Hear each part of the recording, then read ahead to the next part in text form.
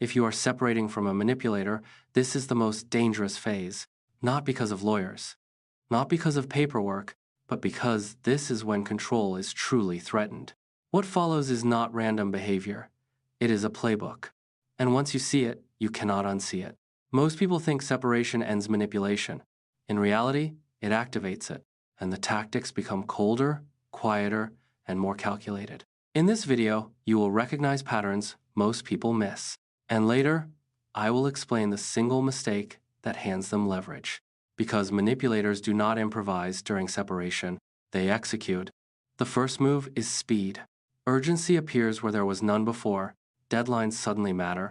Decisions must be made now. This is not efficiency, it is cognitive overload.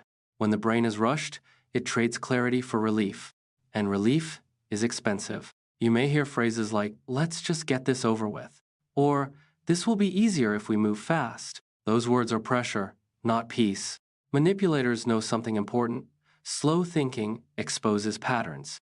Fast thinking hides them, so they push speed. Then comes narrative control. Before facts are settled, stories are told. Friends hear concern, family hears worry. Notice how details are blurry, but emotions are sharp. That imbalance is deliberate. Emotion spreads faster than evidence, and first impressions calcify quickly. If you rush to defend yourself emotionally, pause. Defense places you inside their frame, and their frame is where they win. Later, I will explain how to exit that frame without confrontation. Next comes selective cooperation. On paper, they seem reasonable. In private, they stall, delay, and obstruct. Emails look calm. Conversations feel chaotic. This creates contrast. Others see cooperation. You experience resistance. Over time, this contrast makes you doubt your own perception. That doubt is not accidental. Self-doubt is leverage. Another tactic is financial fog. Accounts feel confusing. Documents go missing. Passwords change. The goal is not theft alone. It is exhaustion. An exhausted person settles. Watch for emotional baiting. Old wounds are reopened. Arguments are reignited. Reactions are provoked. Not because they care, but because reactions can be used later. Your anger becomes evidence. Your tears become instability. Silence feels unnatural here. But silence is powerful. No reaction means no material. You may notice sudden generosity.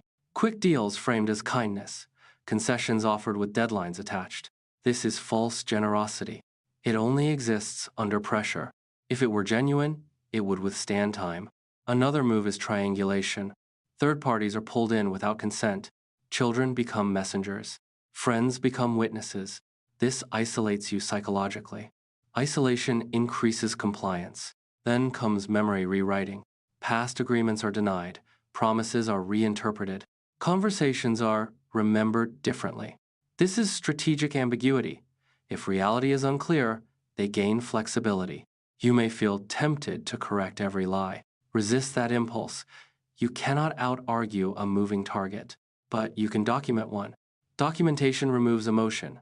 Timelines reveal patterns. Intermittent kindness often appears next. Warmth, nostalgia, sudden softness. This destabilizes resolve. Hope becomes a leash. If you feel guilty for holding boundaries, notice that. Guilt is their favorite currency. Some manipulators play the long game. Delays stretch on, responses slow down, fatigue sets in. Time pressure can work both ways. When patience appears, they grow uneasy. Character assassination may begin quietly, concern masked as care, questions framed as worry, no accusations yet, just doubt planted gently. Doubt sticks longer than facts. Do not defend your character emotionally. Consistency speaks louder than explanations. Expect rules to change, agreements reopened, conditions added retroactively. This instability keeps you off balance. Balance is power. Projection often appears here. They accuse you of what they are doing. This forces defense mode.